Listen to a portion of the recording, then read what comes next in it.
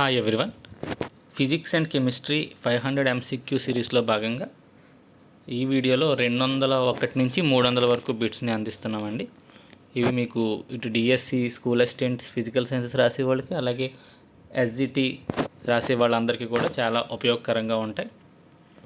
Already పాత వీడియోస్లో దీనికంటే ముందు ఒక 3 వీడియోస్ చేయడం జరిగిందండి. వాటిల్లో 200 వరకు బిట్స్ని ఎక్స్ప్లెయిన్ చేయడం జరిగింది. అవి చూడకపోతే ఆ వీడియోస్ కూడా చూడండి, మీకు బాగా హెల్ప్ఫుల్ అవుతాయి. సో ఫస్ట్ బిట్ చూద్దాం. 201 బిట్. ఒక వస్తువు 15 Hz పౌనపున్యంతో కంపిస్తుంది. కింది వాటిలో ఏది నిజం? సో ఆప్షన్ చూసినట్లయితే ఇది మనం వినగలిగే ధ్వనిని ఉత్పత్తి చేస్తుంది అని ఇచ్చాడు. సో మనం వినగలిగేది మనకు తెలుసు 20 Hz నుండి 20,000 Hz వరకు ఉండే పౌనపున్యాన్ని మాత్రమే మనం వినగలమండి. అది మనకు ఆడిబుల్ రేంజ్ అని మీ అందరికీ తెలుసు. వెరీ వెరీ ఇంపార్టెంట్ కాన్సెప్ట్ ఇది. 20 Hz నుంచి 20,000 Hz వరకు మాత్రమే మనం వినగలం. సో ఇక్కడ 15 Hz అనేది 20 కంటే తక్కువ, కాబట్టి అది మనం వినలేము. సో కాబట్టి అది మనం వినగలిగే అన్నది ఇది తప్పు. అది ధ్వనిని ఉత్పత్తి చేయదు అన్నది ఇది తప్పు. ధ్వని ఉత్పత్తి అవుతుంది కానీ మనకు వినపడదు, కొన్ని జంతువులకి వినపడుతుంది. అది మనం వినగలిగే ధ్వనిని ఉత్పత్తి చేస్తుంది అన్నాడు, ఇది తప్పు. మనం చెవులను వంచితే వినగలిగే ధ్వనిని ఉత్పత్తి చేస్తుంది. అది మనం సి సరిగ్గా చదవలేదండి నేను. సి ఏం చెప్తుందంటే అది మనం వినలేని ధ్వనిని ఉత్పత్తి చేస్తుంది. సో ఓకే, అది ధ్వనిని ఉత్పత్తి చేస్తుంది కానీ మనకి వినపడట్లేదు. సో సి అనేది రైట్ ఆన్సర్ అండి. సో అది దాని యొక్క క్వశ్చన్ యొక్క ఆన్సర్. ఇక్కడ గుర్తుపెట్టుకోండి, మనకు రేంజ్ 20 Hz కంటే తక్కువ ఉంటే వాటిని ఇన్ఫ్రాసోనిక్స్ అంటారు. 20,000 కంటే ఎక్కువ ఉంటే అల్ట్రాసోనిక్స్ అంటారు. కాబట్టి అవి ఎక్కడన్నా బిట్స్ వచ్చినప్పుడు డైరెక్ట్గా చెప్పుకుంటూ వెళ్ళిపోతాను. నెక్స్ట్ క్వశ్చన్ చూద్దాం. 202వ బిట్. ఈ క్రింది వాక్యాల్లో సరికాని దాన్ని గుర్తించండి. సరికాని అంటే 3 రైట్ ఉంటాయండి, ఒకటి రాంగ్ ఉంటుంది, ఒక్క రాంగ్ ఏంటో గుర్తుపెట్టాలి. నీటిపై మంచు తేలడానికి కారణం సాంద్రత తగ్గిపోవడం. రైట్ అండి, ఇది రైటే, రాంగ్ కాదు. ఎందుకని మంచు యొక్క సాంద్రత తక్కువగా ఉంటుంది నీటి కంటే, అందువల్ల మంచు నీటిపైన తేలుతుంది. వేసవి రోజుల్లో కుక్క నాలుక బయటకు చాపడానికి కారణం బాష్పీభవనం. సో ఇది కూడా రైటేనండి. వేసవికాలం కుక్క నాలుక బయటకు చాపడానికి కారణం బాష్పీభవనం వల్ల దాని బాడీలో ఉన్న వేడి తగ్గి దానికి చల్లగా అనిపించడం కోసం నాలుక చాపుతుంది. నీరు మరుగుతున్నప్పుడు ఉష్ణోగ్రతలో మార్పు ఉండదు. ఇది కూడా రైట్ అండి. నీళ్లు మరుగుతున్నప్పుడు ఉష్ణోగ్రత ఎట్టి పరిస్థితుల్లోనూ మారదు. ఇక డి, శీతాకాలం బయట ఉన్న వస్తువులపై నీటి బిందువులు ఏర్పడ్డప్పుడు వాటి ఉష్ణోగ్రత తగ్గుతుంది. ఇది తప్పండి. శీతాకాలం ఏదైనా ఒక బయట వస్తువుల బిందువులు ఏర్పడుతున్నాయి అంటే అక్కడ జరిగే ప్రాసెస్ని మనం సాంద్రీకరణ, కండెన్సేషన్ అంటామండి. కండెన్సేషన్ అనేది ఒక వార్మింగ్ ప్రాసెస్, సాంద్రీకరణ అనేది ఒక ఉష్ణీకరణ ప్రక్రియ. అంటే సాంద్రీకరణ జరిగిన చోట ఉష్ణోగ్రతలు పెరుగుతాయి, తగ్గవండి. ఇక్కడ తగ్గిపోతాయని ఇచ్చాం, అది తప్పు. సో ఆన్సర్ దీనికి డి అండి. సో ఈ వీడియోలో మీకు ఉష్ణం నుంచి అలాగే సౌండ్ లెసన్ నుంచి ఫిజిక్స్ బిట్స్ అందిస్తామండి. యాక్చువల్గా ఎన్ని బిట్స్ ఇచ్చినా సరిపోవట్లేదు, ఇంకా చాలా కాన్సెప్ట్ ఉండిపోతుంది. ఉష్ణం మ్యాక్సిమం కంప్లీట్ చేద్దాం అనుకున్నాం, కొన్ని టాపిక్స్ కవర్ చేయలేకపోయాను. అలాగే సౌండ్ కూడా 9th క్లాస్ అసలు టచ్ చేయడానికి లేకుండా అక్కడే 50 బిట్స్ అయిపోయినాయండి. 9th క్లాస్ సౌండ్ మళ్ళీ నెక్స్ట్ వీడియోలో 9th క్లాస్ సౌండ్ కూడా టచ్ చేస్తూ కొన్ని బిట్స్ ఇస్తాను. అలాగే కెమిస్ట్రీ నుంచి carbon and it's compounds 10th class నుంచి కొన్ని బిట్స్ ఇవ్వడం జరిగింది. అలాగే లోహాలు అలోహాల నుంచి కూడా కొన్ని బిట్స్ని కెమిస్ట్రీ నుంచి కవర్ చేయడం జరిగిందండి. వీడియోలో చివరి వరకు చూడండి, మంచి బిట్స్ని అందించాం. ఎక్స్ యొక్క విశిష్టోష్ణం 0.032 calorie per gram degree Celsius. Y యొక్క విశిష్టోష్ణం కూడా ఇచ్చాడు, జెడ్ యొక్క విశిష్టోష్ణం కూడా ఇచ్చాం. అయినా ఈ మూడింట్లో వంట పాత్రలు తయారు చేయడానికి ఉపయోగపడే ఏది ఉపయోగపడుతుంది? ఎక్సా, వైఆ, జెడ్డా? ఏది వంట పాత్రలు తయారు చేయడానికి ఉపయోగపడుతుంది అని ఇచ్చాడండి క్వశ్చన్. సో వంట పాత్రలు తయారు చేయాలి అంటే త్వరగా వేడెక్కాలి, అది కాన్సెప్ట్ కదా. వంట పాత్రలు దేంతో త్వరగా వేడెక్కే వాటితో చేస్తాం. త్వరగా వేడెక్కాలి అంటే విశిష్టోష్ణం తక్కువ ఉండాలి. సో అది ఇక్కడ కీ కాన్సెప్ట్ అండి. దేనికైతే విశిష్టోష్ణం తక్కువగా ఉంటుందో అది త్వరగా వేడెక్కిపోతుంది. కాబట్టి అటువంటి దాంతో మనం వంట పాత్రలు చేయాలి. సో ఇక్కడ ఇచ్చిన 3 విలువల్లో ఏది తక్కువ విలువ అనేది మనకి తెలిసి ఉండాలి. ఒకసారి 3 విలువలు చూద్దాం. ఇది 0.032, ఇది 0.0234, ఇది 0.06. మూడిట్లో ఏది తక్కువ అనేది మాత్రం మీరే కనిపెట్టాలి. అది ఇప్పుడు నేను నేర్పలేను. సో మూడిట్లో ఏది తక్కువ అంటే 0.0234 అనేది తక్కువ అండి. So answer why. సో మూడిట్లో ఎక్కువ ఉన్నది అనుకోండి, అది త్వరగా వేడెక్కదు. మూడిట్లో తక్కువ ఉన్నది త్వరగా వేడెక్కిపోతుంది. సో తక్కువ ఉన్నదే మనకు వంట పాత్రలు చేయడానికి ఉపయోగపడుతుంది. తక్కువ ఉన్నది వై కాబట్టి ఆన్సర్ వై అండి. నెక్స్ట్ 204 ధ్వని కంపనాలు అధిక పౌనపుణ్యం కలిగి ఉంటే అవి కింది ఏ ధ్వనిని ఉత్పత్తి చేస్తాయి. సో ఇక్కడ అధిక పౌనపుణ్యం అన్నాడండి. అధిక పౌనపుణ్యం ఉంటే దానికి కీచుదనం ఎక్కువ ఉంటుంది, పిచ్ ఎక్కువగా ఉంటుంది. సో బిగ్గర ధ్వని కాదు, కీచు ధ్వనిని ఉత్పత్తి చేస్తుంది. ఇక్కడ తక్కువ పిచ్ ఇచ్చాడు, ఎక్కువ పిచ్ ఇచ్చుంటే అది కూడా రైట్ ఆన్సరే. సో కీచు ధ్వనిని ఉత్పత్తి చేస్తుందండి. అధిక పౌనపుణ్యం ఉన్నవి కీచు ధ్వనిని ఉత్పత్తి చేస్తాయి. కంపన పరిమితి చిన్నగా ఉన్నప్పుడు ఉత్పత్తి అయ్యే ధ్వని ఏంటి? కంపన పరిమితి ఎక్కువగా ఉంటే ధ్వని బిగ్గరగా ఉంటుందండి, లౌడ్ సౌండ్ వినిపిస్తుంది. కంపన పరిమితి చిన్నగా ఉంటే మనకి ఫీబుల్ సౌండ్ వినపడుతుంది, అంటే బలహీనమైన శబ్దాలు వినపడతాయి. కాబట్టి ఆన్సర్ బి అండి. నెక్స్ట్ డోలనా పౌనపుణ్యం అంటే ఏంటి? పౌనపుణ్యం అంటే అర్థం ఏంటి అని అడుగుతున్నాడండి. పౌనపుణ్యం అంటే 1 సెకండ్ కాలంలో ఉత్పత్తి అయ్యే కంపనాలు లేదా డోలనాల సంఖ్య. కాబట్టి ఆన్సర్ సి అండి. సెకండ్కి ఉత్పత్తి అయ్యే డోలనాల సంఖ్యనే మనం డోలనా పౌనపుణ్యం అంటాం. క్రింది వాటిలో ఎవరి స్వరానికి కనీస పౌనపుణ్యం ఉంటుంది? కనీస పౌనపుణ్యం అంటే చూసుకోండి, ఇక్కడ జాగ్రత్త చూడండి. కనీస పౌనపుణ్యం అడిగాడు. కనీస పౌనపుణ్యం అంటే అత్యధిక కంపన పరిమితి. సో పౌనపుణ్యం తక్కువగా ఉంటే కంపన పరిమితి ఎక్కువగా ఉంటుంది. సో కంపన పరిమితి అంటే ఎక్కువ తీవ్రమైన శబ్దం, ఎక్కువ గట్టిగా శబ్దం చేయగలిగింది ఎవరు అంటే సింహం అండి. సింహానికి కనీస లీస్ట్ పౌనపుణ్యం ఉంటుంది, కనీస పౌనపుణ్యం. సో దేనికి ఉంటుంది అంటే సింహానికి ఉంటుంది.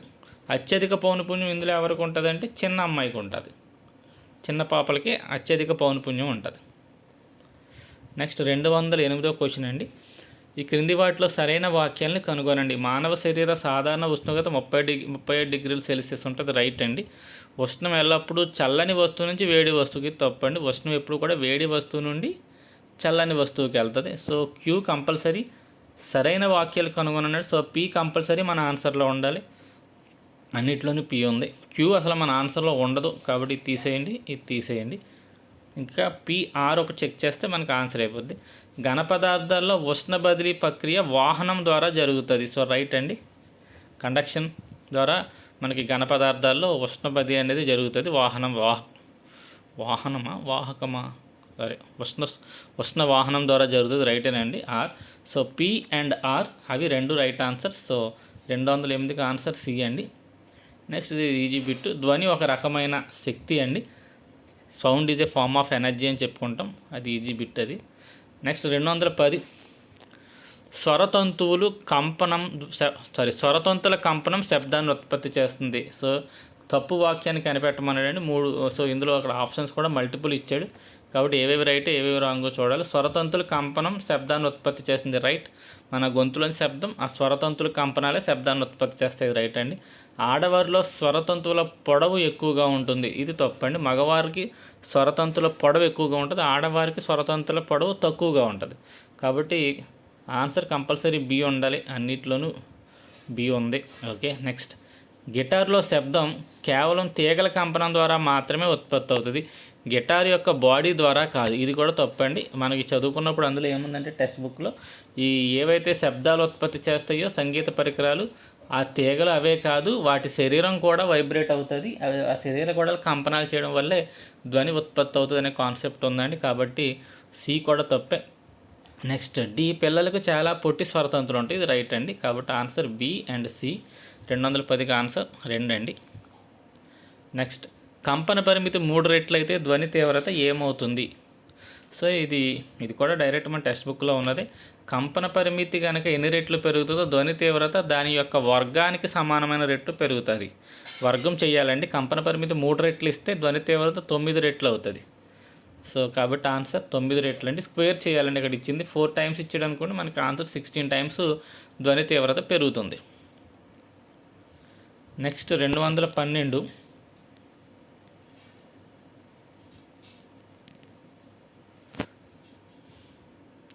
క్రింది వాటిలో సరైన వాక్యాలను కనుగొనండి. ఇందులో ఏమేమి కరెక్ట్గా ఉన్నాయో కనుగొనండి అన్నాడండి.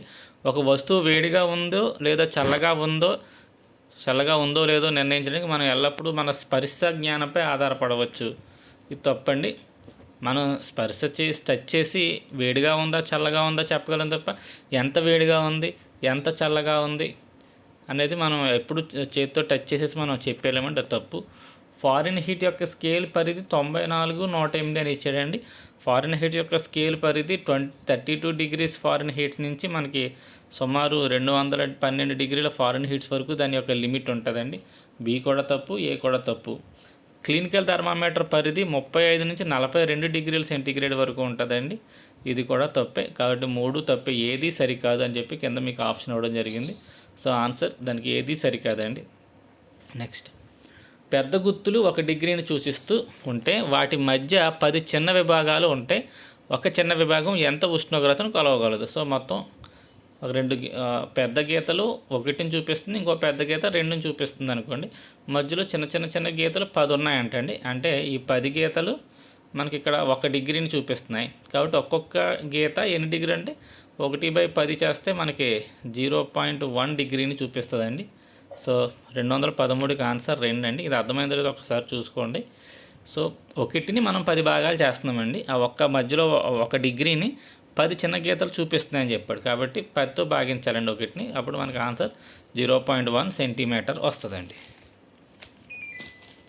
నెక్స్ట్ 214, ఈ వాక్యాలను పరిశీలించండి అని ఇచ్చాడు. శరీర సాధారణ ఉష్ణోగ్రత 36, ఇది తప్పండి. ఇందాకే చదువుకున్న 37 అని ఎదర బిట్లో వచ్చింది. థర్మామీటర్ ఉపయోగించే ముందు పాదరస స్థాయి 34 డిగ్రీల సెంటీగ్రేడ్ కంటే తక్కువ ఉండాలి. ఇది తప్పండి. 35 కంటే తక్కువ ఉంచుకోవాలి అని చెప్పి, తక్కువగా ఉండకుండా అంటే తక్కువగా ఉండాలి అని చెప్పి మనకి టెక్స్ట్ బుక్లో ఉందండి. థర్మామీటర్ ఉపయోగించే ముందు పాదరస మట్టం 35 డిగ్రీల కంటే తక్కువ ఉండేలా చూసుకోవాలి అని చెప్పి మనకి టెక్స్ట్ బుక్లో ఉంది. నెక్స్ట్, మానవ శరీర ఉష్ణోగ్రతలు కొలవడానికి క్లినికల్ థర్మామీటర్ ఉపయోగిస్తాం. ఇది రైట్ అండి. మన శరీర ఉష్ణోగ్రతని క్లినికల్ థర్మామీటర్తోనే కొలుస్తామండి. ప్రయోగశాల థర్మామీటర్ పరిధి -10 నుంచి 110 వరకునండి. -10 డిగ్రీల సెంటీగ్రేడ్ నుంచి 110 వరకు. సో ఇది తప్పండి. కాబట్టి 1 మాత్రమే కరెక్ట్, 3 తప్పులు. సో ఇక్కడ ఏమి ఇచ్చాడంటే ఆప్షన్ కేవలం 1 వాక్యమే తప్పు, 2 వాక్యాలు తప్పు, 3 వాక్యాలు తప్పు అలా ఇచ్చాడండి. 4 ఇక్కడ 3 వాక్యాలు తప్పు. నెక్స్ట్ 215, మనం వినలేని తక్కువ పౌనపుణ్యం గల శబ్దాన్ని ఏమంటాం? సో ఇది ఆల్రెడీ ఇందాక చెప్పానండి. 20 కంటే తక్కువ ఉంటే ఇన్ఫ్రాసోనిక్స్ అంటారని, 20,000 కంటే ఎక్కువ ఉంటే అల్ట్రాసోనిక్స్ అంటాం. కాబట్టి దీని ఆన్సర్ ఇన్ఫ్రాసోనిక్స్. ధ్వని యొక్క తీవ్రతకు ప్రమాణాలు ఏంటి, యూనిట్లు ఏంటి అని అడిగామండి. ఇక్కడ ధ్వని తీవ్రతను మనం డెసిబల్స్లో కొలుస్తాం. కాబట్టి ఆన్సర్ డెసిబల్స్ అండి. డ్యాష్ ధ్వని యొక్క తీవ్రతను నిర్ణయిస్తుంది. సో ఆల్రెడీ ఇందా చెప్పుకున్నాం, పెద్ద కంపన పరిమితి ఉంటే ధ్వని చాలా తీవ్రంగా ఉంటుంది. కంపన పరిమితి తక్కువ ఉంటే శబ్దం మనకి తీవ్రత తక్కువగా వస్తుందని చెప్పుకున్నాం. ధ్వని యొక్క తీవ్రతను ప్రభావితం చేసేది దాని యొక్క కంపన పరిమితి అండి. సో దాని ఆన్సర్ సి. క్రింది వాక్యాల్లో ఏవి సరైనవి? ధ్వని కంపనం ద్వారా ఉత్పత్తి అవుతుంది. ఇది రైట్. ధ్వని ప్రచారం కోసం ఒక మాధ్యమం అవసరం. రైట్. ధ్వని వాయువుల్లో వేగంగా ప్రయాణిస్తుంది. తప్పండి. ధ్వని ఘన పదార్థాల్లో వేగంగా ప్రయాణిస్తుంది. ధ్వని కాంతి కంటే వేగంగా ప్రయాణిస్తుంది. ఇది కూడా తప్పండి. ధ్వని కాంతి కంటే వేగంగా ప్రయాణించలేదు. సో ఏవి సరైనవండి? 1, 2 సరైనవండి. కాబట్టి ఆన్సర్ ఏ. క్వశ్చన్స్ అలా కూడా అడగడానికి అవకాశం ఉంటుంది. 4 స్టేట్మెంట్లు ఇచ్చి ఇందులో ఎన్ని సరైనవి, ఏవి సరైనవి అలా ఇస్తూ ఉంటాడండి. ధ్వని యొక్క తీవ్రతను తగ్గించడానికి మనం ఏం చేయాలి? ధ్వని యొక్క తీవ్రతను తగ్గించాలి అంటే దాని యొక్క కంపన పరిమితిని తగ్గించాలి, లేదా పౌనపుణ్యాన్ని పెంచాలి. యాక్చువల్గా ఇందులో 2 ఆన్సర్స్ ఉన్నాయండి. పౌనపుణ్యం పెంచితే కంపన పరిమితి తగ్గుతుంది. కాబట్టి డైరెక్ట్గా మనం అలా చెప్పలేం. కాబట్టి ఇక్కడ తీవ్రత అని అడిగి ఈ 2 ఆప్షన్స్ ఇచ్చినప్పుడు మాత్రం గుర్తుపెట్టుకోండి, తీవ్రత అనేది డైరెక్ట్గా డిపెండ్ అయ్యేది కంపన పరిమితి మీద డిపెండ్ అవుతుంది. కాబట్టి ఆన్సర్ ఏం చేయాలంటే కంపన పరిమితిని తగ్గించాలి. తీవ్రతను తగ్గించాలంటే కంపన పరిమితి కూడా తగ్గించాలి. కాబట్టి దాని ఆన్సర్ సి అవుతుందండి. 220, కలప, నీరు, గాలి, శూన్యం ఏ మాధ్యమంలో ధ్వని ప్రయాణించగలదు అన్నాడు. ఒక శూన్యంలో తప్ప మిగతా అన్ని మాధ్యమాల్లోనే అది ప్రయాణించగలుగుతుంది. కాబట్టి ఆన్సర్ 1, 2, 3 అండి. 220కి ఆన్సర్ బి. మన శరీరానికి పరిసరాల నుంచి ఉష్ణం దీని ద్వారా అందుతుంది. సో మనకు చలిమంట ఏదో ఉందనుకోండి, మనం ఇక్కడ నుంచున్నాం అనుకోండి, ఇక్కడి నుంచి ఇక్కడికి మనకి ఉష్ణం మన బాడీ మీదకి వస్తుంది. సో ఏ రూపంలో వస్తుంది? అది ఉష్ణ వాహనమా, ఉష్ణ వికిరణమా, ఉష్ణ సంవాహనమా? ఉష్ణ సంవాహనం అనేది 2 సార్లు పడిందండి. సో ఆన్సర్ ఏంటి అంటే దానికి రేడియేషన్ అండి. రేడియేషన్ అంటే ఇంగ్లీష్లో తెలుగులో ఉష్ణ వికిరణం అండి. కాబట్టి దీని ఆన్సర్ 2. నెక్స్ట్ క్వశ్చన్, ప్రయోగశాల థర్మామీటర్ 10 ఆల్రెడీ ఇందాక ఎక్కడ డిస్కస్ చేసాం. -10 డిగ్రీల సెంటీగ్రేడ్ నుంచి 110 డిగ్రీల సెంటీగ్రేడ్ వరకు ఉంటుంది. కాబట్టి ఆన్సర్ ఇది 3 అండి దీనిది. నెక్స్ట్, డాష్ డెసిబెల్ పైన శబ్దం శారీరక నొప్పిని కలిగిస్తుంది. సో మనకి ఫిజికల్గా కొంచెం పెయిన్ని కలిగించేది ఎన్ని డెసిబెల్స్ పైన అంటే 80 డెసిబెల్స్ కంటే సౌండ్ ఎక్కువగా ఉంటే మనకి అది పెయిన్ని కలిగిస్తుంది అండి. మనకి 8th క్లాస్లో ఒక టేబుల్ ఉందండి, ఎన్ని డెసిబెల్స్ ఏ సౌండ్ ఉత్పత్తి చేస్తాం మనం మాట్లాడితే ఎన్ని డెసిబెల్స్, కారు ఎన్ని డెసిబెల్స్, అలా మనం గుసగుసలాడుకుంటే ఎన్ని డెసిబెల్స్, ఇలాంటిది ఒక టేబుల్ ఉంది. టేబుల్ కంపల్సరీ చదువుకోండి. ఒక తరంగం యొక్క సమయ వ్యవధి పెరిగితే దాని పౌనపున్యం ఏమవుతుంది? సో టైం పీరియడ్ పెరిగితే పౌనపున్యం ఏమవుతుందని అడిగాడండి. రెండింటికి మధ్య relation time period is equal to 1/ఫ్రీక్వెన్సీ లేదా ఫ్రీక్వెన్సీ ఈజ్ ఈక్వల్ టు 1/టైం అనేది మనకి ఫార్ములా అండి. అంటే ఒకదానికొకటి విలోమానుపాతంలో ఉంటాయి. ఫ్రీక్వెన్సీ అండ్ టైం అంటే ఒకటి పెరిగితే ఇంకోటి తగ్గుతుంది. టైం పీరియడ్ పెరిగితే ఫ్రీక్వెన్సీ తగ్గిపోతుందండి. కాబట్టి ఆన్సర్ బి. సాధారణ మానవుడి కింది పౌనపున్యాల్లో దేని వినగలడు? సో దేన్ని వినగలుగుతామండి మనం? 20 నుంచి 20,000 వరకు వినగలం అని చెప్పుకున్నాం. ఇది ఇచ్చింది 10⁴, 10⁵ అలా ఇచ్చుకుంటూ వెళ్ళాడు. 10⁴ అంటే 10,000 అండి. 10⁵ అంటే 1,00,000 అండి. మనకు వినపడేది 20 నుంచి 20,000 మధ్యలో ఉన్నది 10,000 తప్ప 1,00,000 అనేది 20,000 దాటేసింది. బట్ మనకి వినపడదు. మనకి వినపడేదల్లా 10,000 ఫ్రీక్వెన్సీ ఉన్నది వినపడదు. కాబట్టి డైరెక్ట్గా 10,000 అని ఇవ్వకుండా 10⁴ HZ అని చిన్న కన్ఫ్యూజింగ్గా ఇచ్చాడు. కాబట్టి ఆన్సర్ 10⁴ HZ అండి. సాధారణంగా మనం సంభాషించుకుంటున్నప్పుడు ఉత్పత్తి అయ్యే ధ్వని 60 డెసిబెల్స్ అండి. కాబట్టి దాని ఆన్సర్ 60. కింది వాటిలో ఏది నిజం కాదు? క్వశ్చన్ చూడండి, నిజం కాదు అని అడిగాడు. అంటే ఇందులో తప్పులు ఉన్న వాటిని మనం గుర్తుపెట్టాలి. రైట్ ఉన్నవి మన ఆన్సర్ కాదు, తప్పులు ఉన్నాయా మన ఆన్సర్. ధ్వని యొక్క శక్తి స్వరూపం ఇది రైట్, కాబట్టి మన ఆన్సర్ కాదు, కొట్టేద్దాం. కంపనాల వల్ల ధ్వని ఉత్పత్తి అవుతుంది, ఇది రైటే, మన ఆన్సర్ కాదు. అధిక పౌనపున్యం గల ధ్వనులకు అధిక పిచ్ ఉంటుంది, ఇది రైటే. శూన్యంలో ధ్వని చాలా నెమ్మదిగా ప్రయాణిస్తుంది, ఇది తప్పండి. శూన్యంలో అసలు ధ్వని ప్రయాణించదు, నెమ్మదిగానా స్పీడ్గానా కాదు, అసలు ధ్వని ప్రయాణించదు. కాబట్టి డి అనేది ఒకటి మన ఆన్సర్. సో అన్నీ సరైన వాక్యాలు కాదు, ఇది కాదు. సో ఇంకా బీడి డిఈ మిగిలినాయి అండి. బి ఆల్రెడీ ఇక్కడ తప్పు కాదని తెలిసిపోయింది కాబట్టి ఇంకా మిగిలింది డిఈ. ఇక్కడ ఏమి ఇచ్చాడు? ఈ ధ్వని ప్రయాణం ఎటువంటి మాధ్యమం అవసరం లేదు, ఇది తప్పే. ధ్వని ప్రయాణించాలంటే మాధ్యమం కంపల్సరీ ఉండాలండి. నెక్స్ట్ 228 తప్పు వాక్యాన్ని కనుగొనండి. మానవునిలో ధ్వని స్వరపేటిక ద్వారా ఉత్పత్తి అవుతుంది, ఇది రైట్ అండి. స్వరపేటిక గాలిగొట్టం యొక్క దిగువ భాగంలో ఉంటుంది, ఇది తప్పు. స్వరపేటిక గాలిగొట్టం యొక్క ఎగువ చివరి భాగంలో ఉంటుంది, అది మనకు టెక్స్ట్ బుక్లో డైరెక్ట్గా ఉంది. స్వరపేటిక అనేది గాలిగొట్టం యొక్క ఎగువ భాగంలో ఉంటుంది, అది తప్పండి. సో ఇంకేమైనా ఉన్నాయో చూద్దాం. స్థూల స్వరతంతులు మనుషులు పురుషుల కంటే పొట్టుగా ఉంటాయి, రైట్. స్వరతంతులు కంపించి ధ్వనులు కూడా రైట్ అండి. So answer B. నెక్స్ట్, చంద్రుడిపై ఉత్పత్తి అయ్యే ధ్వని మనకి వినలేము, ఇది రైట్, మనకు వినపడదు. కారణం శూన్యంలో ధ్వని ప్రయాణించదు కాబట్టి. సో రెండు రైట్ అండి, ఒకదానికొకటి సరైన వివరణ అవుతుంది. కాబట్టి ఆన్సర్ 229కి ఏ. మీకు క్వశ్చన్ అంతా చదివి ఎక్స్ప్లెయిన్ చేస్తే మీ టైం అంతా తినేసినట్టు అవుతుందని నేను ఈజీగా ఉన్నాయి ఫాస్ట్గా చెప్పుకుంటూ వెళ్ళిపోతానండి. అలాగే విన్నవాళ్ళు కొంచెం లైక్ చేయండి. 1 సెకండ్కి జరిగే డోలనాల సంఖ్యని ఏమంటారు? 1 సెకండ్కి ఉత్పత్తి అయ్యే డోలనాల సంఖ్యని పౌనపున్యం అంటారండి.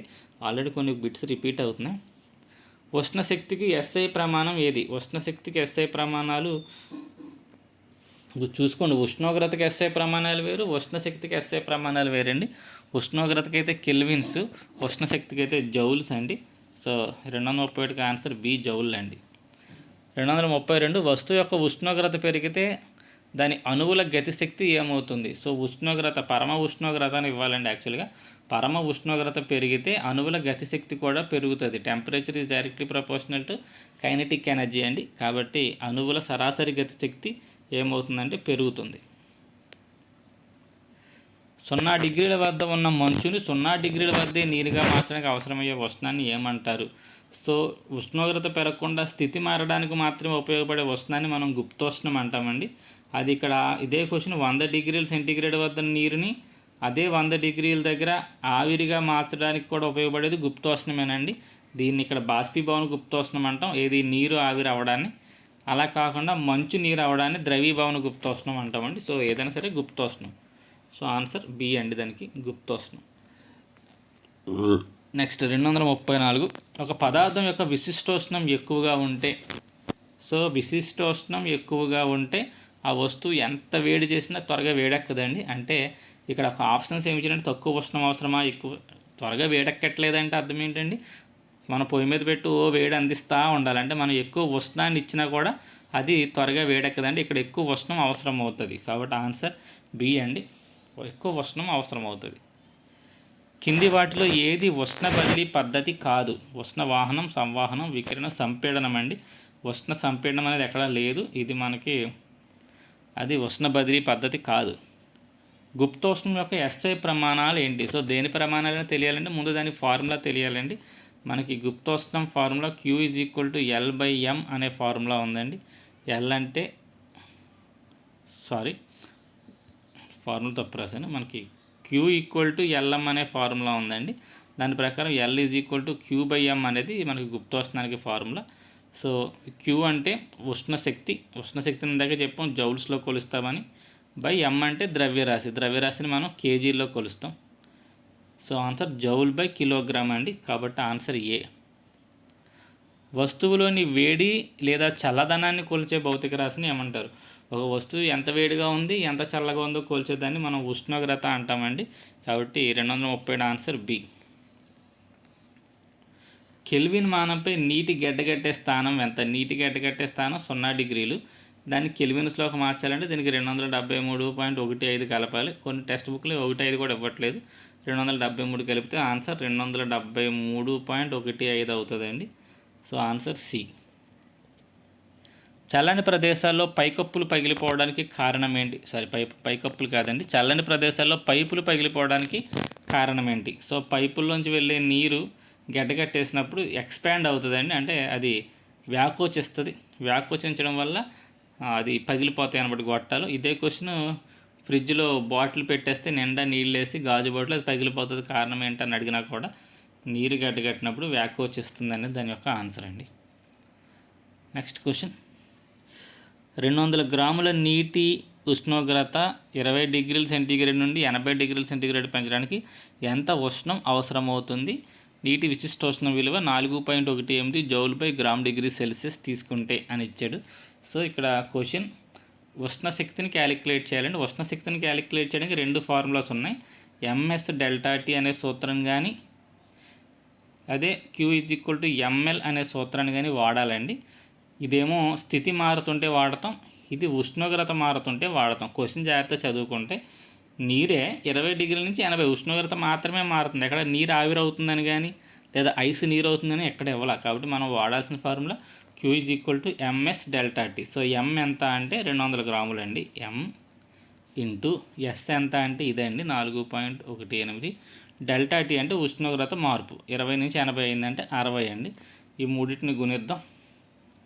సో 2 6లు 12, ఈ 2 సున్నాలు ఇక్కడ తీసేస్తే 12 × 418 × 10. మీకు అర్థమవుతుంది అనుకుంటున్నాను, మళ్ళీ చెప్తున్నాను చూడండి ఒకసారి, లేదా మీరు ఒకసారి క్యాలిక్యులేట్ చేసుకుంటారు. 200 × 4.18 × 60 అండి. ఈ 2 సున్నాలు తీసేస్తే ఇక్కడ పాయింట్ పోతుంది. 2 × 418 × 60 అండి.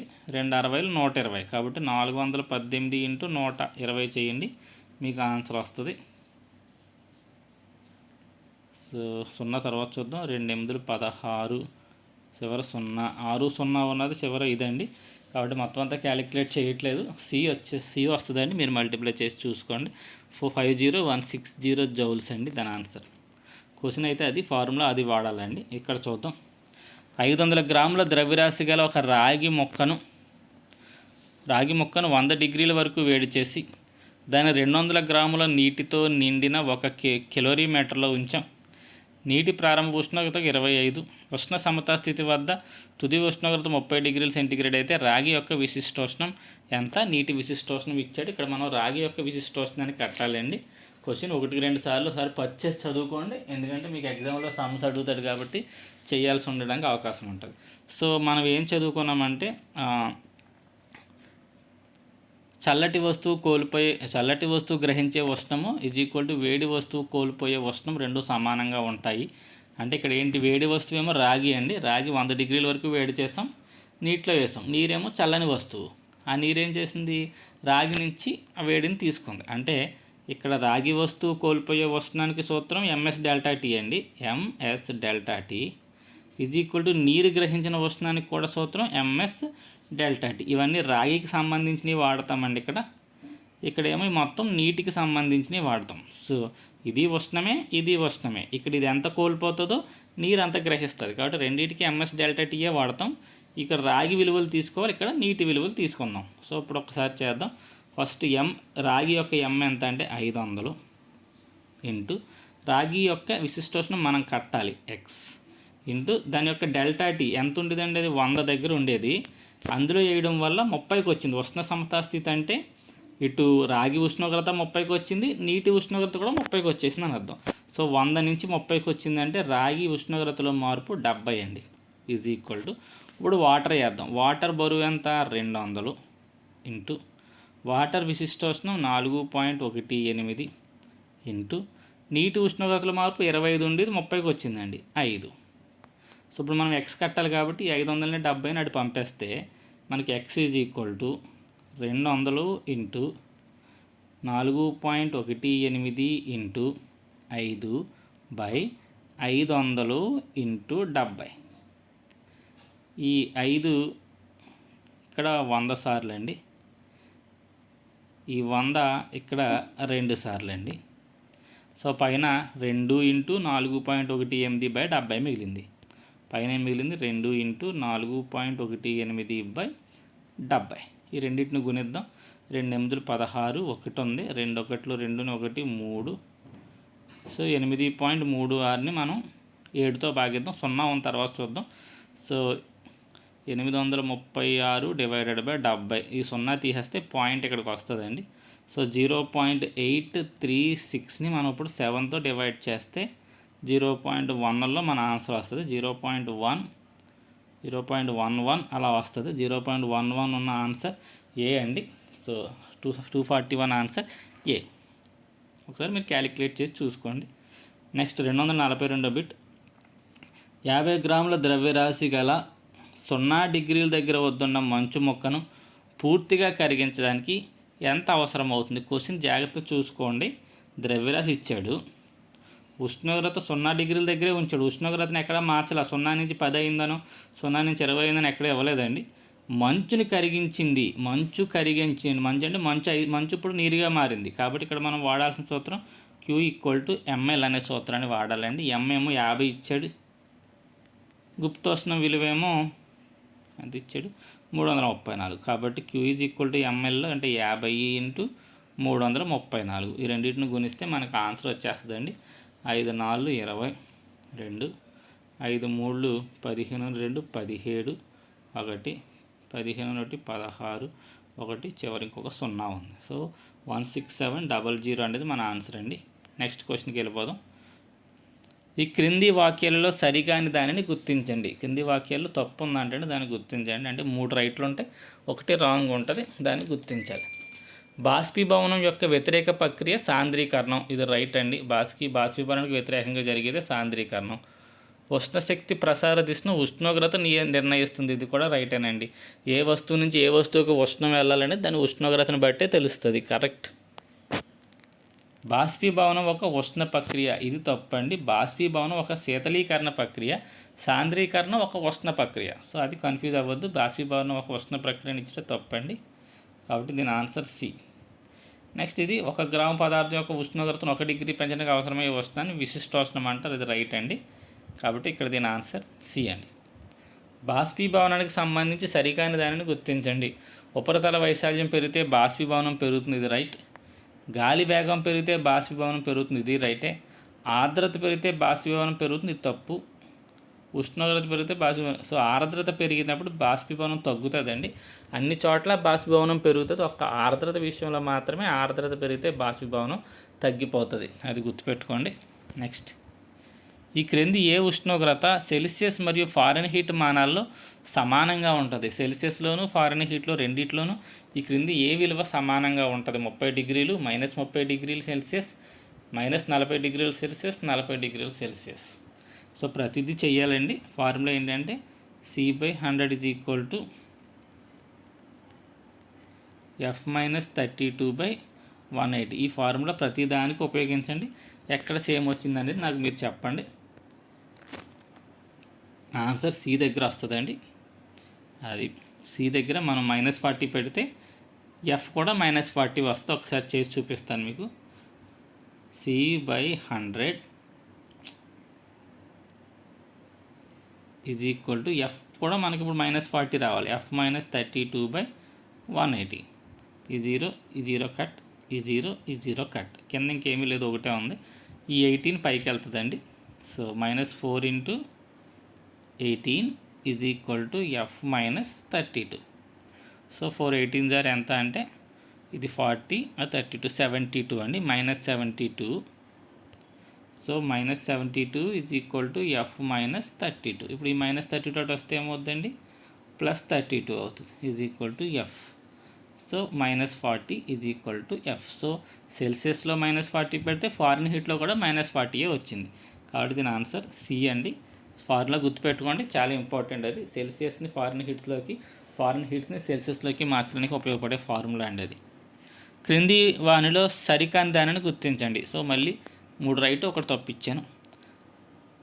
సాంద్రీకరణ అనేది ఉష్ణీయ ప్రక్రియ, ఇది రైట్.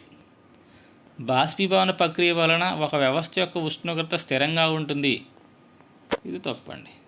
ఎందుకని బాష్పీభవన ప్రక్రియ అనేది శీతలీకరణ ప్రక్రియ. బాష్పీభవనం జరిగితే ఉష్ణోగ్రత తగ్గిపోతుంది, కాబట్టి స్థిరంగా ఉంటుంది, అది తప్పు. సో ఉపరితల ప్రక్రియ రైట్. సాంద్రీకరణ నీటి బిందువులు తుషారం అంటారు, ఇది రైటేనండి. సో దాని ఆన్సర్ బి. క్రింది వానిలో సరికాని వాక్యాన్ని గుర్తించండి. సో అయ్యే మోడల్ అడిగాను అంటే ఇందులో ఒక 3 తప్పు ఉంటాయి, 1 రైట్ ఉంటుంది. ఒక గదిలో ఉన్న వస్తువులన్నీ సాధారణంగా ఉష్ణ సమతా స్థితిలో ఉంటాయి, రైట్ అండి. గది ఉష్ణోగ్రత ఎంత ఉంటుందో ఆ గదిలో ఉన్న వస్తువులు అన్నీ కూడా ఏ ఉష్ణోగ్రత దగ్గర ఉంటాయి, కాబట్టి అక్కడ ఉష్ణ సమతా స్థితి ఉంటుంది. 30 డిగ్రీల సెంటీగ్రేడ్ వద్ద ఉన్న వస్తువు కన్నా 300 కెల్విన్ దగ్గర ఉన్న వస్తువుల కణాలు తక్కువ గతి శక్తిని కలిగి ఉంటాయి. సో దీన్ని చూడండి, ఇది ఇక్కడ ఏం తెలుసు మనకి, దేనికి ఉష్ణోగ్రత ఎక్కువగా ఉంటే దానికి గతి శక్తి ఎక్కువ. క్వశ్చన్ ఇక్కడ ఏమి ఇచ్చాను, 30 డిగ్రీల సెంటీగ్రేడ్ వద్ద ఉన్న వస్తువు కన్నా 300 కెల్విన్ దగ్గర వస్తువుల కణాలు తక్కువ గతి శక్తి ఉంటాయి. ఇది తక్కువ అని చెప్తున్నాను, దేనికంటే 30 కంటే. ఎందుకని 30ని కెల్విన్స్లోకి మార్చండి, సెల్సియస్ అంటే దీన్ని ఎంత కలపాలి, 273 కలపాలి. 273 కలిపితే ఇది 303 అవుతుంది. సో ఇదేమో 303, ఇది 300. కాబట్టి దీని దగ్గర తక్కువ గతి శక్తి ఉంటుంది, ఎవరి దగ్గర, దీని దగ్గర. సో కాబట్టి ఇది రైటే, తక్కువ గతి శక్తిని కలిగి ఉంటుంది. పదార్థ విశిష్టోష్ణం దాని ద్రవ్యరాశికి అనులోమానుపాతంలో ఉంటుంది, ఇది తప్పండి. పదార్థ విశిష్టోష్ణం S=Q/m∆T, ఇది కదా సూత్రం. సో సాధారణంగా ఒక విశిష్టోష్ణం అనేది ద్రవ్యరాశి మీద ఆధారపడదు. ఒకవేళ ఆధారపడినా కూడా అది డినామినేటర్లో ఉంది. డినామినేటర్ అంటే ఇది ఏ ప్రపోర్షను, విలోమానుపాతంలో ఉండదు తప్ప అనులోమానుపాతంలో ఉండదండి. కాబట్టి ఇది తప్పు, ఇది అనులోమానుపాతం అనేది రాంగ్ అండి. సో సి తప్పు. దాని తర్వాత పాయింట్ కూడా జాగ్రత్తగా చూసుకోండి. మనం అందించే ఉష్ణం సరే లోపల చాలా రకాల గతిశక్తులు ఉంటాయని చదువుకుంటాం 10th. సో రేఖీయ గతిశక్తికి గనక మనకు అందించే ఉష్ణం అంతా కూడా ఈ రేఖీయ గతిశక్తి తీసేసుకుంటే ఉష్ణోగ్రత విపరీతంగా పెరిగిపోతుందండి దానికి. అంటే మనం ఇలా వేడి చేయగానే అలా వేడెక్కిపోతుంది ఉష్ణోగ్రత అంటే ఎప్పుడైతే వేడి చేయగానే వెంటనే వేడెక్కిపోతుందో దానికి విశిష్టోష్ణం తక్కువ. విశిష్టోష్ణం తక్కువైతేనే కదా వస్తువులు వెంటనే వేడెక్కిపోతాయి. కాబట్టి ఆ వస్తువుకి విశిష్టోష్ణం తక్కువ అని ఇవ్వడం జరిగింది, అది రైట్ అండి సెంటెన్స్. సో ఇటువంటి సెంటెన్స్లు ఇచ్చినప్పుడు మనకి కాన్సెప్ట్ తెలియకపోతే మాత్రం పోగొట్టేసుకుంటామండి. జాగ్రత్తగా నేర్చుకోండి అవన్నీ. ఈ క్రింది వాటిలో సరికాని విలువను గుర్తించండి. సో ఇది బండబట్టి అండి, ఇది మీరు టేబుల్ అంతా చదువుకుంటేనే దీన్ని ఆన్సర్ చేయగలుగుతారు.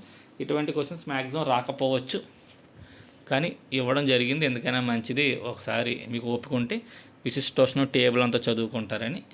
శేషం విశిష్టోష్ణం, పాదరస విశిష్టోష్ణం, రాగి విశిష్టోష్ణం, మంచు విశిష్టోష్ణం విలువలు ఇవ్వడం జరిగింది. ఇందులో ఒకటి తప్పు విలువ ఇచ్చాను, అదేంటి అంటే మంచు అండి. మంచుది 1100 కాదండి, 2000 చిల్లరలో ఉంది. మీరు ఒకసారి ఆ టేబుల్ చదువుకోండి. 2200 అనుకుంటున్నాను నేను. 2200 జౌల్/కిలోగ్రామ్ కెల్విన్ అండి మంచు యొక్క విశిష్టోష్ణం విలువ. Next 249వ bit. 50 డిగ్రీల సెంటీగ్రేడ్ వద్ద గల 200 మిల్లీలీటర్ల నీటిని 70 సెంటీగ్రేడ్ వద్ద గల 300 మిల్లీలీటర్ నీటికి కలిపిన ఫలిత ఉష్ణోగ్రత. మిశ్రమాల సూత్రంలో మనకు ఒక సూత్రం ఉందండి. ఫలిత ఉష్ణోగ్రత = m1T1 + m2T2 m1 + m2 అనే సూత్రం ఒకటి మనకి 10th క్లాస్ టెక్స్ట్ బుక్లో. ఇలా రెండు వేరు ఉష్ణోగ్రతల వద్ద ఉన్న వేరు నీటిని కలిపినప్పుడు ఏమవుద్దండి దాన్ని బట్టి ఇక్కడ m1 ఎంత అంటే 200, m1 200 అండి, T1 50, m2 ఏమో 300, T2 ఏమో 70. సో దాని ప్రకారం మనం ఈ లెక్కను చేద్దాం. సో m1 అంటే 50 × 200 ప్లస్ m2 అంటే 70 × 300 పడలేదండి, కింద ఉంటుంది, m1 + m2 అంటే 200 + 300 అంటే కింద 500. సో ఇది 50 × 200, ఇదేమో 70 × 300 500. సో ఏమవుతుందండి 50 × 200 అంటే 10,000 ప్లస్ 300 × 70 అంటే 21,000 డివైడెడ్ బై 200 300 కలిపితే 500. సో మొత్తం కలిపేస్తే 31,000 డివైడెడ్ బై 500. 200 పోతే 310ని 5తో భాగించాలండి. మనకు ఆన్సర్ 62 వస్తుంది. 310ని 5తో భాగిస్తే 62 దాని యొక్క ఆన్సర్. ఈ క్రింది వానిలో సాంద్రీకరణ ప్రభావం కానిదేంటి? క్రింది వాటిలో సాంద్రీకరణ వల్ల వచ్చే ప్రభావం కానిదేంటి? కూల్ డ్రింక్ సీసాలపై నీటి బిందువులు ఏర్పడడం సాంద్రీకరణ వల్ల జరుగుతుందండి. వర్షం కురవడం కూడా సాంద్రీకరణే. కుండలో నీరు చల్లగా ఉండడం ఇది బాష్పీభవనం. ఏదైనా ఒక వస్తువు చల్లగా ఉంది అంటే మాత్రం అది కంపల్సరీ బాష్పీభవనమేనండి. మీరు గోల్డ్ రంగు వేసుకున్నప్పుడు గోల్డ్ ఎందుకు చల్లగా ఉంటాయి? బాష్పీభవనమేనండి. ఇంజెక్షన్ చేసే ముందు డాక్టర్ సిరంజి గుచ్చే ముందు మనకి దూత్తో స్పిరిట్ రాస్తాడు, అప్పుడు చల్లగా ఉంటుంది. దానికి కారణం ఏంటి? అది కూడా బాష్పీభవనమేనండి. మీకు ఎక్కడైనా సరే చల్లగా ఉంటుంది అనే క్వశ్చన్ వచ్చింది అంటే అది కంపల్సరీ బాష్పీభవనమే. కాబట్టి ఇది సాంద్రీకరణ ప్రభావం కాదండి. సో ఇది తప్పు. వేసవికాలంలో స్నానం చేసాక శరీరం వెచ్చగా ఉంటుంది, అది కూడా సాంద్రీకరణే.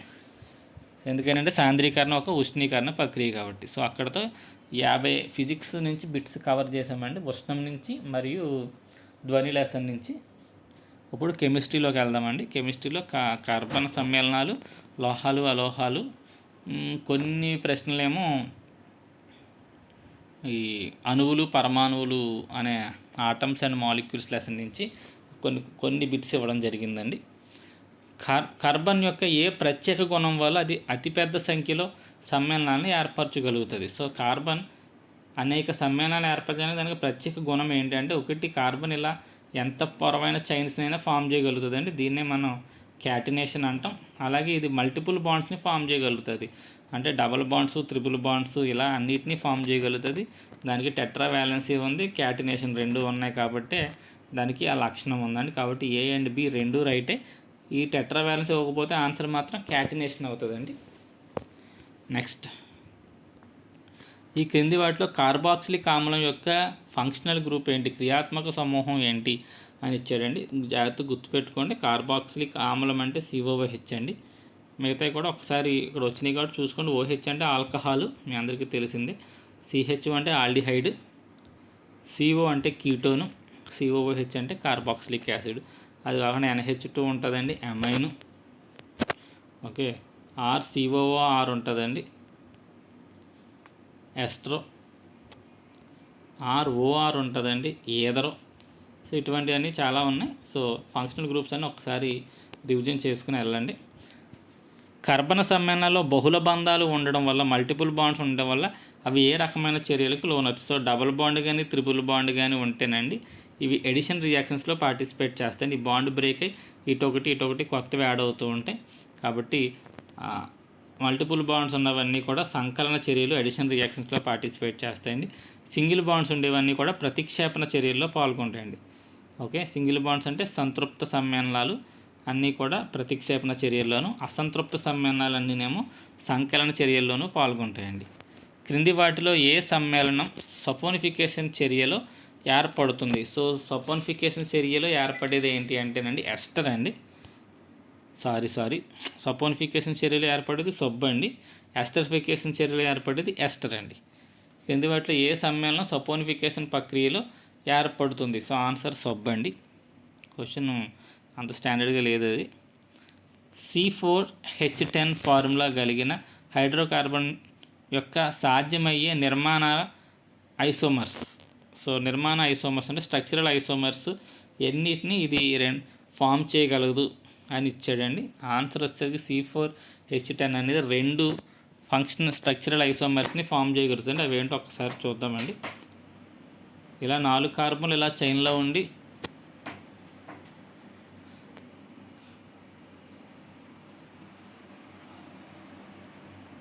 ఇలా ఉంటే దీన్ని మనం నార్మల్ బ్యూటేన్ అంటామండి. N బ్యూటేన్ ఫామ్ అవుతుంది.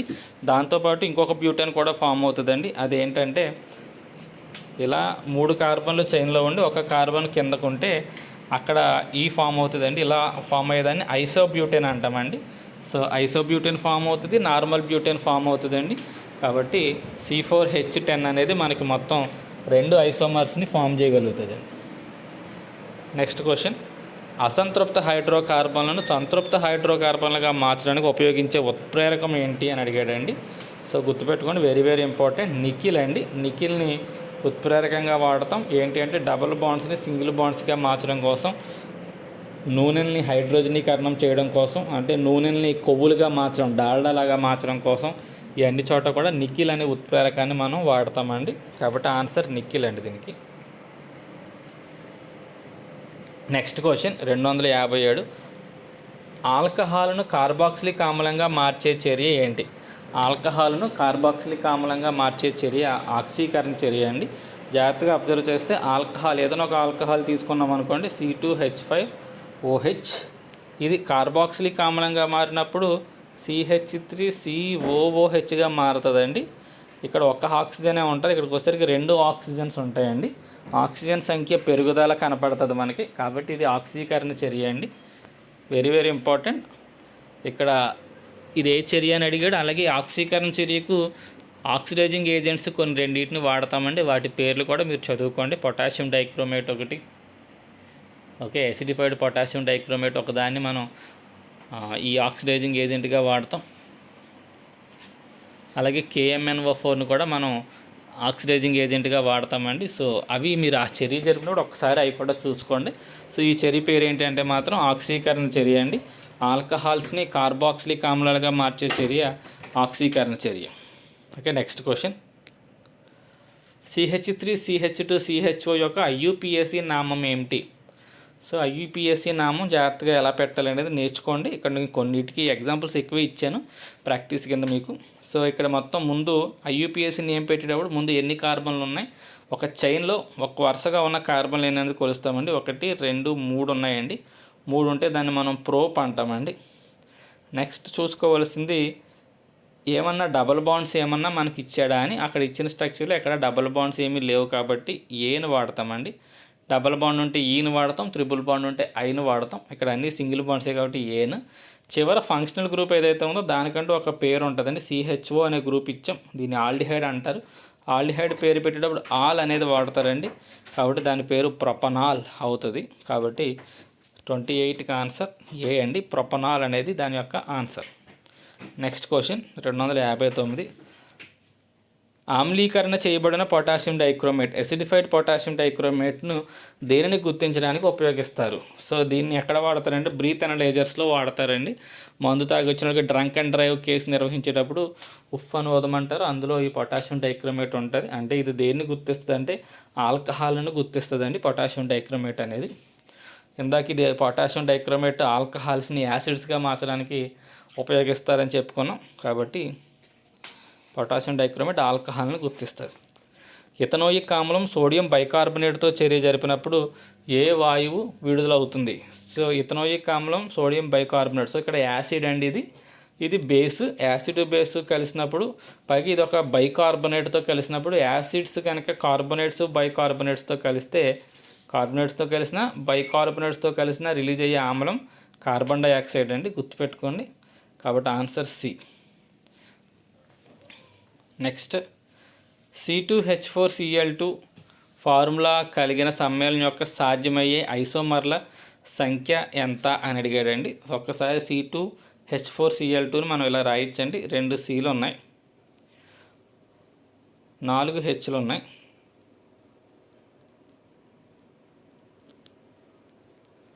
రెండు సిఎల్స్ ఉన్నాయి, ఇటు ఒక సిఎల్ పెట్టొచ్చు, ఇటు ఒక సిఎల్ పెట్టొచ్చు అండి. లేదు రెండు సిఎల్స్ని తీసుకొచ్చి ఒకే కార్బన్ మీద కూడా పెట్టొచ్చు. కాబట్టి మనకి రెండు సాధ్యాలు ఉంటాయండి. రెండు క్లోరిన్స్ వేరు వీటి మీద ఉండడం, రెండు క్లోరిన్స్ ఒకే దాని మీద ఉండడం అనే ఛాన్సెస్ ఉంటాయి. కాబట్టి మనకి రెండు సాదృశ్యాలు వస్తాయండి. కాబట్టి ఆన్సర్ ఇది బి అండి. నెక్స్ట్, ఇథనోయిక్ ఆమ్లంను సోడియం హైడ్రాక్సైడ్తో చర్య జరిపినప్పుడు ఏ ఉత్పన్నాలు ఏర్పడతాయి? సో ఇది ఆమ్లం, ఇది క్షారం. ఆమ్లం క్షారం కలిపినప్పుడు లవణము మరియు నీరు ఏర్పడతాయండి. ఇథనోయిక్ ఆమ్లం అన్నాడు అంటే CH3COOH అండి. దీనికి మనం సోడియం హైడ్రాక్సైడ్ కలిపితే ఈ హెచ్ ఈ OH కలిసి నీరుగా మారితే ఇక్కడ సోడియం ఇథనోయేట్ అనేది ఫామ్ అవుతుందండి. సోడియం ఇథనోయేట్ ఫామ్ అవుతుంది, దాంతోపాటు నీరు ఫామ్ అవుతుంది. కాబట్టి 262కి ఆన్సర్ ఏ అండి. ఈ క్రింది వాటిలో ఏది సంతృప్త వలయ హైడ్రోకార్బన్? సో సంతృప్తం అనడంటే అన్ని సింగిల్ బాండ్స్ ఉండాలి, వలయం అయ్యి ఉండాలి. కాబట్టి ఈన్ రాదు, బెంజిన్ రాదు, ఈన్ రాదు, సైక్లోహెక్సేన్ మన ఆన్సర్ అండి. సో 262కి ఆన్సర్ సైక్లోహెక్సేన్. నెక్స్ట్, ఇథనాల్ను 443 కెల్విన్ల వద్ద గాఢ సల్ఫ్యూరిక్ ఆమ్లంతో వేడి చేసినప్పుడు ఏమవుతుంది? ఇథనాల్ అన్నాడండి. ఇథనాల్ అంటే C2H5OH. దీన్ని ఇంకొంచెం విడిగా రాస్తే CH3CH2OH. దీనికి ఎప్పుడైతే మనం సల్ఫ్యూరిక్ ఆమ్లం కలిపామో, సల్ఫ్యూరిక్ ఆమ్లం యొక్క లక్షణం ఏంటంటే నిర్జలీకరణ అండి. అది నీటిని లాగేస్తుంది బయటికి. ఇక్కడ ఉన్న 3 హెచ్లోంచి ఒక హెచ్ని, ఇక్కడ ఉన్న OHని బయటికి లాగుతుందండి. లాగేస్తే మనకి ఇంకా CH2 డబల్ బాండ్ CH2 అనేది ఇక్కడ ఫామ్ అవుతుంది. సో ఈథీన్ అనేది ఏర్పడుతుందండి. కాబట్టి 263కి ఆన్సర్ ఏ, ఈథీన్ ఏర్పడుతుంది. 264, ఈ క్రింది వాటిలో కార్బన్ యొక్క అల్లోట్రోప్ కానిది ఏంటి అని అడిగాడండి.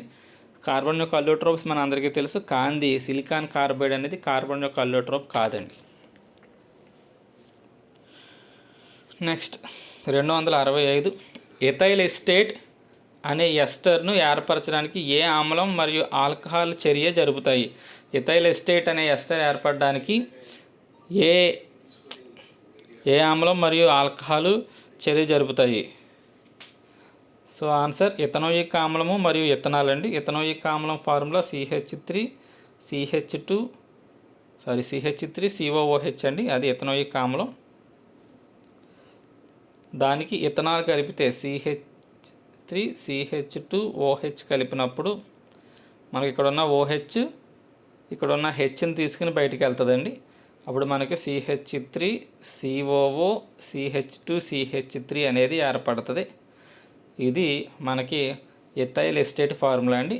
ఇది ఎథైల్, ఇది ఎస్టేట్. ఎథైల్ ఎస్టేట్ ఫామ్ అవ్వాలంటే ఇథనోయిక్ ఆమ్లము ఇథనాల్ రెండు కలవాలండి. నెక్స్ట్, IUPAC నేమ్స్ ఇక్కడ ఇవ్వడం జరిగింది. ఈ క్రింది వాటి యొక్క IUPAC నేమ్ రాయండి అని చెప్పి ఒక బిట్ ఇవ్వడం జరిగింది. జాగ్రత్తగా చూస్తే దీని స్ట్రక్చర్ ఇంకొంచెం ఎడగొట్టి రాస్తే CH3C. ఈ Cకి 2 CH3లు ఉన్నాయండి. ఇటొక CH3, ఈ కింద ఒక CH3, ఇటొక CH3. ఇప్పుడు దీని పేరు పెట్టాలంటే ఇది ఒక చైన్ కింద తీసుకుంటే మొత్తం చైన్లో 3 కార్బన్స్ ఉన్నాయండి. సో 3 కార్బన్స్ ఉన్నాయి కాబట్టి దీన్ని ప్రోప్ అంటాం. అన్నీ సింగిల్ బాండ్లో ఉన్నాయి కాబట్టి ఏన్ అంటామండి, ప్రోపేన్ అక్కడికి. కాకపోతే రెండో కార్బన్కి 2 మెథైల్ గ్రూప్స్ టచ్ అయి ఉన్నాయి కాబట్టి 2,2 డైమెథైల్ ప్రోపేన్ అని పిలుస్తారండి దీన్ని. ఎందుకంటే రెండో కార్బన్కి 2 మెథైల్ గ్రూప్స్ అటాచ్ అయి ఉన్నాయి కాబట్టి 2,2 డైమెథైల్ ప్రోపేన్ అనేది దీని యొక్క IUPAC నేమ్ అండి. నెక్స్ట్ దీని యొక్క IUPAC నేమ్ అడిగాడు. సో దీని IUPAC నేమ్ పెట్టేటప్పుడు ఇక్కడ ఫంక్షనల్ గ్రూప్ ఉందండి. ఫంక్షనల్ గ్రూప్కి ఫస్ట్ నెంబర్ ఇచ్చుకోవాలి. ఇది 1, ఇది 2, ఇది 3 అయితే మూడో దానికి క్లోరిన్ అటాచ్ అయి ఉందండి. సో 3 క్లోరోతో మనకు ఆన్సర్ స్టార్ట్ అవ్వాలి. కాబట్టి అది ఇక్కడ ఏ దగ్గర కనపడుతుంది. 3 క్లోరో ప్రొపనోయిక్ యాసిడ్ అనేది ఆన్సర్ అవుతుంది. నెక్స్ట్ దీనికి పేరు పెట్టమన్నాడు. ఒకసారి CH3, CH, ఇది Br, ఇక్కడ CH2, CH3 ఉంది. మనకి ఇది మొత్తం చైన్ అయితే మొత్తం 4 ఉన్నాయి కాబట్టి బ్యూటేన్ అవుతుందండి. అది బ్యూటేన్కి రెండో కార్బన్కి బ్రోమిన్ అటాచ్ అయింది. ఇటు నుంచి అయితే 3, ఇటు నుంచి అయితే 2 అండి. తక్కువ నెంబర్ వచ్చేలా చూడాలి కాబట్టి ఇటు నుంచి మనం రెండో కార్బన్ తీసుకుంటాం. కాబట్టి ఆన్సర్ 2 బ్రోమో బ్యూటేన్ అనేది దీని యొక్క ఆన్సర్ అవుతుంది. నెక్స్ట్ దీని యొక్క IUPAC నేమ్ అడిగాడు. CH3, CH2, సిహెచ్, కింద ఓహెచ్ ఉంది, ఈ పక్కన CH3 ఉందండి. ఇది ఫంక్షనల్ గ్రూప్. దీనికి తక్కువ నెంబర్ రావాలి కాబట్టి ఇది 1, ఇది 2, ఇది 3, ఇది 4 వేసుకోండి. ఇది బ్యూటేన్ అండి. ఇది సెకండ్ దాని మీద ఆల్కహాల్ ఉంది కాబట్టి బ్యూటేన్ 2-ol అనేది మన ఆన్సర్ అవుతుంది. సో 269కి బ్యూటేన్ 2-ol అనేది ఆన్సర్. ఆల్ కాదండి, ఇది ఓల్, ఇది బ్యూటేన్ 2-ol అని ఇవ్వాలి. నెక్స్ట్ ఇది కూడా ఒకసారి నేమ్ పెట్టేయమన్నాడు. ఇక్కడ మొత్తం ఈ చైన్లో 5 కార్బన్లు కనపడుతున్నాయి. 5 కార్బన్లు కనపడితే దాన్ని పెంట్ అంటాం. అన్ని సింగిల్ బాండ్లే ఏన్, కానీ ఇక్కడ మధ్యలో కీటోన్ ఉంది. కీటోన్ పేరు రాసేటప్పుడు 1 అని రాస్తామండి. పెంటనోన్ అది, కాకపోతే ఇది 3వ కార్బన్ మీద ఉంది. ఇది ఫస్ట్ కార్బన్, ఇది సెకండ్ కార్బన్, ఇది థర్డ్ కార్బన్. ఫంక్షనల్ గ్రూప్ 3వ దాని మీద ఉంది కాబట్టి 3 పెంటనోన్ లేదా పెంటేన్ 3-1 అని పిలుస్తారు దీన్ని. కాబట్టి దీని ఆన్సర్ పెంటేన్ 3-1. IUPAC పేర్లు పెట్టడం ఒకసారి జాగ్రత్తగా ప్రాక్టీస్ చేసుకోండి. ఈ క్రింది వాటిలో సంతృప్త హైడ్రోకార్బన్ని గుర్తించండి. సంతృప్త హైడ్రోకార్బన్స్ అంటే ఆల్కేన్స్ అండి. వాటి ఫార్ములా CnH2n+2 ఈ రూపంలో ఉండాలి. మనకు ఆ రూపంలో ఉన్నది B అండి. ఎందుకని కార్బన్ కింద ఇది 3 అయితే ఇది 3 రెళ్ళు 6 + 2 8 అవుతుందండి. ఆ రూపంలో ఉన్నది ఇక్కడ B, అది సంతృప్త హైడ్రోకార్బన్. ఈ క్రింది వాటిలో సరికాని దాన్ని గుర్తించండి. వజ్రంలో సంక్రీకరణం sp3 రైట్, గ్రాఫైట్లో sp2 కరెక్ట్, C60లో కూడా sp2 అండి. ఇది తప్పు ఇవ్వడం జరిగింది కాబట్టి దీని ఆన్సర్ 3. గ్రాఫిన్ అనేది గ్రాఫైట్ నుంచి తయారవుతుంది, అది రైట్ అండి. నెక్స్ట్ ఈ క్రింది వాటిలో డీనాచుర్డ్ ఆల్కహాల్ తయారీలో మలినంగా వాడనిది ఏంటి అని ఇవ్వడం జరిగింది. ఈ మెథనాలు, ఐసోప్యూటైల్ కీటోను, గ్యాసోలిన్ మూడింటిని మలినాలుగా వాడతాం. టంగస్టన్ ఆక్సైడ్ని మలినంగా వాడమండి. కాబట్టి దాని ఆన్సర్ ఏ. ప్రయోగశాలలో మొదటిసారి తయారు చేయబడిన కర్బన సమ్మేళనమైన యూరియా దేని నుండి తయారు చేశారు? అమ్మోనియం సైనైడ్ నుంచి తయారు చేశారండి. కాబట్టి దాని ఆన్సర్ డి. ఈ క్రింది వాటిలో సరికాని వాక్యాన్ని గుర్తించండి. అంటే ఇందులో 3 రైట్ ఉంటాయండి, ఒకటి తప్పు ఉంటుంది, దాన్ని గుర్తుపట్టాలి. ఈథీన్ నుండి ఎథైల్ ఆల్కహాల్ తయారు చేయడంలో టంగస్టన్ ఉత్ప్రేరకంగా వాడతారు, ఇది రైట్ అండి. చదువుకోండి ఒకసారి. ఈథీన్ నుంచి ఎథైల్ ఆల్కహాల్ ఎలా తయారు చేస్తారనేది. అందులో టంగస్టన్ని మనం ఉత్ప్రేరకంగా వాడతాం, అది రైటే. పిండి పదార్థాల నుండి చక్కెరలు తయారు చేయడానికి పిండి పదార్థాలు మరియు చక్కెరలను ఎథైల్ ఆల్కహాల్గా మార్చే ప్రక్రియను కిణ్వ ప్రక్రియ అంటారు, అది కూడా రైట్ అండి. టింక్చర్ అయోడిన్, దగ్గుమందు మొదలైన టానిక్లో మిథనాల్ కలుపుతారు, ఇది తప్పండి. ఇథనాల్ అండి, ఇథనాల్ మాత్రమే మనం తాగడానికి పనిచేస్తుంది. మిథనాల్ అనేది అసలు మన లోపలికి వెళ్తే చనిపోవడం జరుగుతుంది, కాబట్టి సి తప్పండి. మద్యపాన సేవన నిర్ధార పరికరాల్లో పొటాషియం డైక్రోమేట్ను వాడతారు, ఇది రైట్ అండి. నెక్స్ట్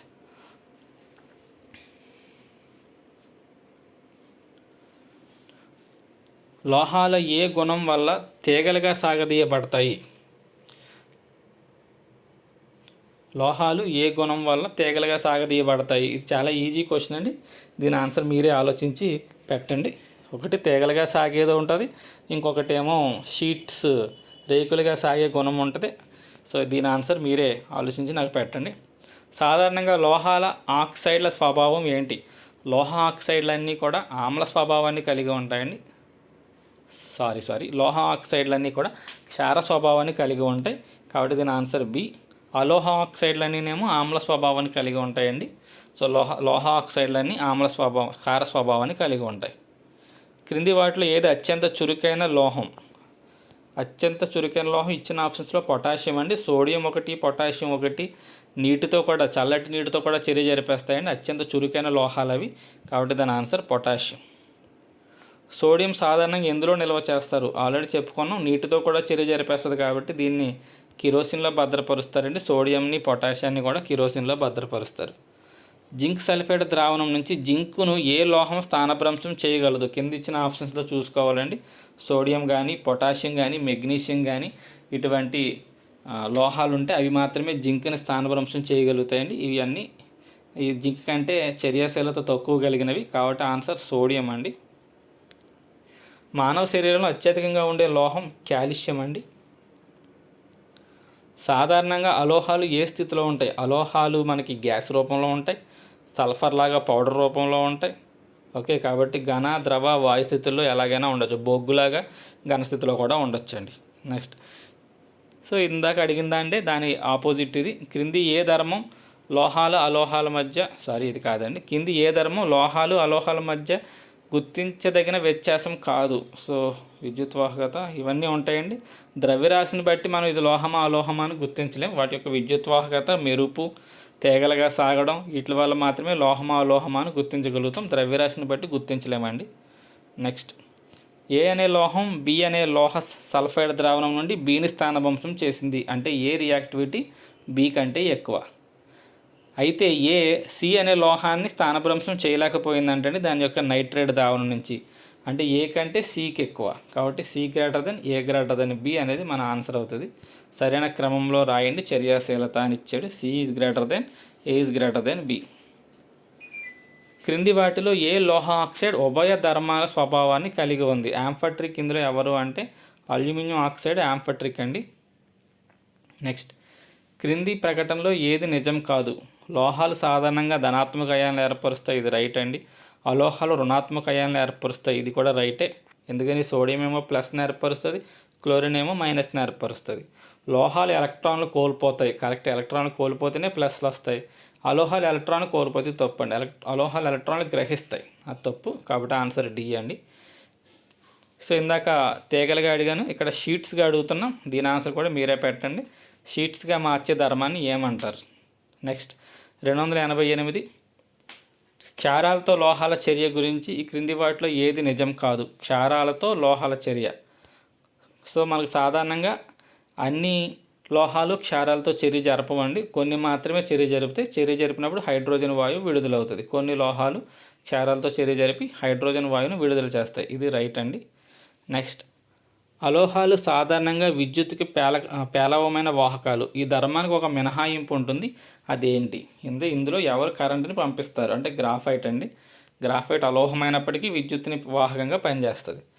నెక్స్ట్, లోహాల సాగే గుణం డక్టిలిటీని కలిగి ఉంది, అయితే వాటిని తీగలుగా సాగదీయవచ్చు. దీనికి కారణం ఏంటి? సో ఈ సాగే గుణం దేనివల్ల వస్తుంది అంటే వాటికి అణువుల మధ్య బలమైన బంధాలు ఉండడం వల్ల ఇవి వంగుతాయి తప్ప ఇరిగిపోవు, తెగిపోవండి. అంత త్వరగా ఇవి తెగవన్నమాట. అందువల్ల ఇవి సాగే గుణాన్ని కలిగి ఉంటాయి. క్రింది వాటిలో ఏది పరమాణు యొక్క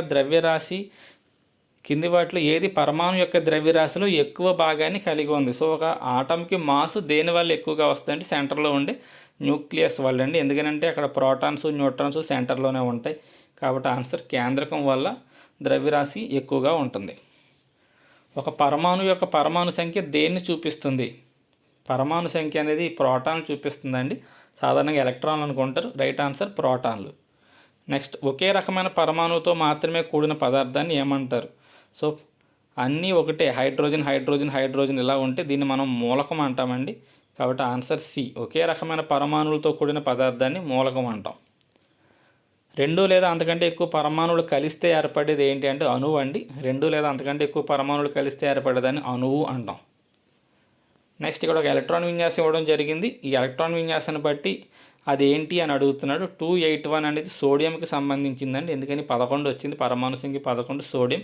సోడియం యొక్క ఒక లోహం మరియు చివరనదే వ్యాలెన్సీ కాబట్టి దాని వ్యాలెన్సీ 1 అండి. కాబట్టి answer B. 296, atomic mass unit అనేది దేని ఆధారంగా నిర్వహించారు అంటే కార్బన్ 12 యొక్క ఐసోటోప్ అండి. C12లో 12వ వంతు భాగాన్ని యొక్క ద్రవ్యరాశిని మనం అటామిక్ మాస్ యూనిట్గా తీసుకుంటాం. కాబట్టి ఆన్సర్ సి అండి. ఇక్కడ మోల్ కాన్సెప్ట్ మీద ఒక 3 లెక్కలు ఇవ్వడం జరిగింది. 112 గ్రాముల N2లో ఎన్ని మోల్స్ ఉంటాయి అని అడిగాడండి. ముందు N2 అంటే దాని బరువు మనకి 28 గ్రాములు అండి. ఒక్కొక్క నైట్రోజన్ది 14 అంటే 28 గ్రాములు ఒక మోల్ అండి. 28 గ్రాములు ఒక మోల్ అయితే 112 గ్రాములు ఎన్ని మోల్స్ అని అడుగుతున్నాడు. సో 112 మనం ఆ 28తో భాగిస్తే మనకి ఎన్ని మోల్స్ అనేది తెలుస్తుంది. సో ఇది ఇందులో 4 సార్లు పోతుందండి. కాబట్టి దాని ఆన్సర్ 4. కాబట్టి ఆన్సర్ 4 మోల్ అండి. 112 గ్రాముల N2లో ఎన్ని మోల్స్ ఉంటాయంటే 4 మోల్స్ ఉంటాయి. Next, sulphur dioxide 0.5 moles. Sulphur dioxide బరువు ఎంత అని అడుగుతున్నాండి. సల్ఫర్ అయితే 32, 2 ఆక్సిజన్స్ ఇచ్చాడు అంటే 2 16, ఆక్సిజన్స్ కూడా 32. మొత్తం సల్ఫర్ డైఆక్సైడ్ 64 గ్రాములు అండి. అంటే 64 గ్రాములు ఒక మోల్కి సమానం. 64 గ్రాములు ఒక మోల్ అయితే వాడు ఎన్ని మోల్స్ కావాలంటే 0.5 మోల్స్కి ఎంత బరువు ఉంటుంది అంటే 1లో సగం 0.5, కాబట్టి 64లో సగం ఎంత 32. కాబట్టి ఆన్సర్ 32 గ్రాములు మనకి ఆన్సర్ అవుతుంది. నెక్స్ట్, ఎస్టీపీ వద్ద 5.6 లీటర్ల అమోనియాలో ఎన్ని మోల్స్ ఉంటాయి? సో ఇక్కడ లీటర్లకి మోల్స్కి సంబంధం ఏంటంటే 22.4 లీటర్లు ఒక మోల్ అండి. కానీ ఇక్కడ ఎన్ని లీటర్లు ఇచ్చాడు? 5.6 లీటర్లు ఇచ్చాడు. సో అంటే 22.4 లీటర్లు ఒక మోల్ అయితే 11.2 లీటర్లు అంటే ఇందులో సగం ఏమవుతుందండి? హాఫ్ మోల్ అవుతుంది. కానీ ఇక్కడ ఇచ్చింది 5 అంటే ఇందులో మళ్ళీ సగం 11.2లో సగం 5.6 అంటే 1/2లో సగం మళ్ళీ 1/4 అవుతుందండి. 1/4 అంటే 0.25 మోల్స్. కాబట్టి ఆన్సర్ సి అండి దానికి. నెక్స్ట్ లాస్ట్ లెక్క 0.1 మోల్ గ్లూకోజ్ ద్రవ్యరాశి ఎంత? సో గ్లూకోజ్ ఇచ్చాడు, 0.1 మోల్ అన్నాడు. ముందు 1 మోల్ గ్లూకోజ్ బరువు ఎంతో తెలియాలండి. 1 మోల్ గ్లూకోజ్ 180 గ్రాములు. 0.1 అంటే దీన్ని 10తో భాగించాడు కాబట్టి దీన్ని కూడా 10తో భాగిస్తే మనకి 18 గ్రాములు వస్తుందండి. సో ఆన్సర్ దానికి 18 గ్రాములు. ఓకే, నెక్స్ట్ వీడియోలో మరొక 100 బిట్లతో కలుద్దాం. Thank you.